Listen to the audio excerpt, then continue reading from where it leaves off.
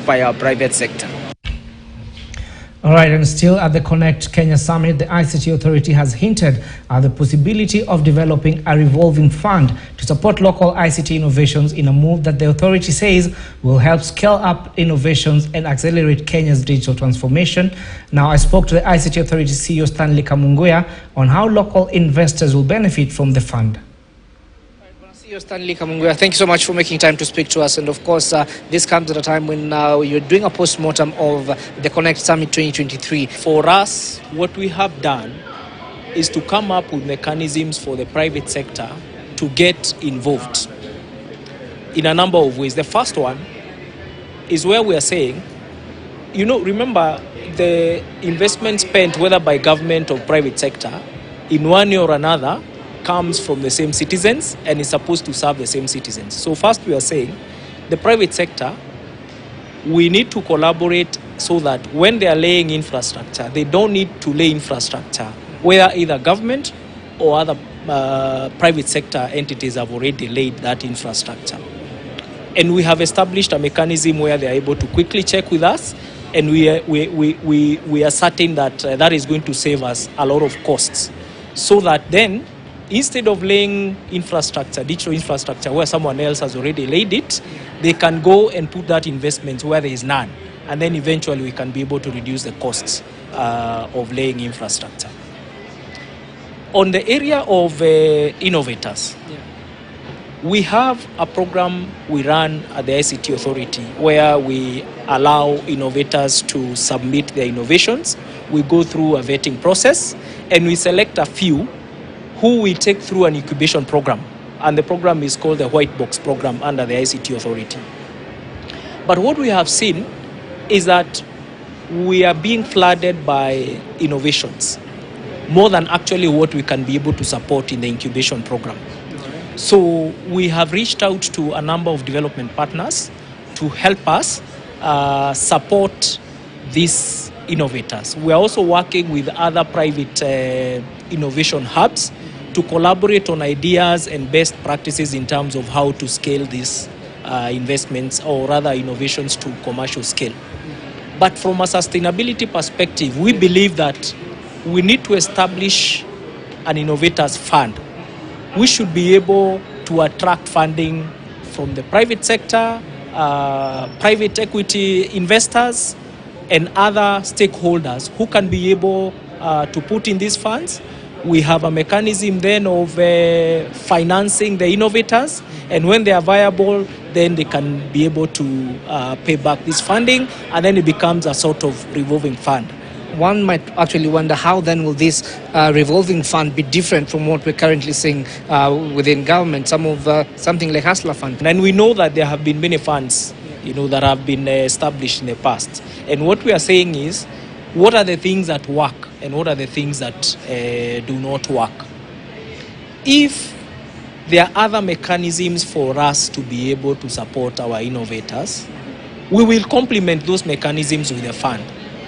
But what we are saying, as a starting point, we need at least to have a pool of resources to be able to support these innovators. Because what is happening is, if we don't support the innovators, they end up selling their innovations for a dime, and then we lose out, as a country. And mostly they'll sell them to foreign companies, and then we lose out as a country. So we are very deliberate, and we really have to come up with a mechanism to be able to support the innovators. All right, talk me through some of the specific measures that the authority has put in place to attract private sector investment into some of these innovations.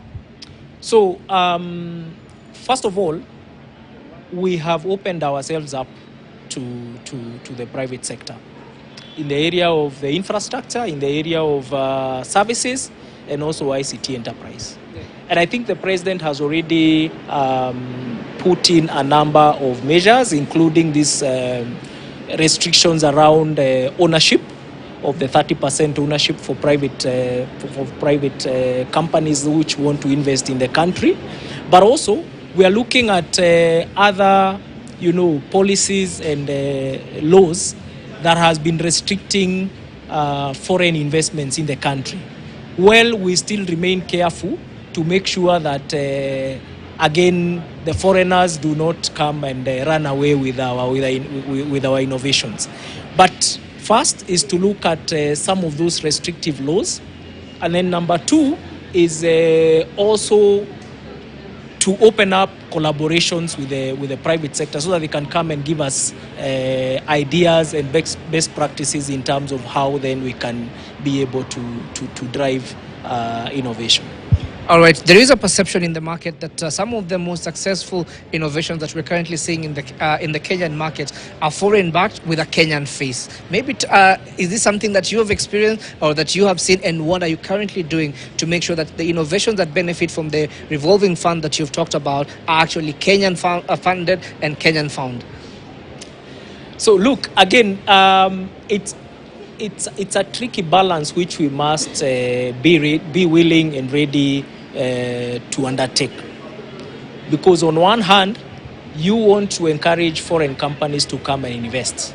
But on the other hand, you also want to support local investors. So you have to bring the two to the table and actually balance so that then you benefit from the investments coming from the outside without losing out everything to the foreign companies. We believe part of the reason why our young innovators have been looking outwards for foreign investors is because we have not established supporting mechanisms to finance them. We know that if this funding mechanism is put, in a place where both the foreign investors can trust and our citizens can trust, and we can have it being managed by different stakeholders, then the foreign investors will be comfortable to put in their funds, and also will be able to regulate and control the scope of what the foreigners can actually own. So when you look at the Connected Summit 2023, for instance, maybe you can take us through how much was invested in local companies, and also when you go into Connected 2024, what is your target as an authority? Look, for us, as the ICT authority, is to provide a platform and to expose our innovators to investors.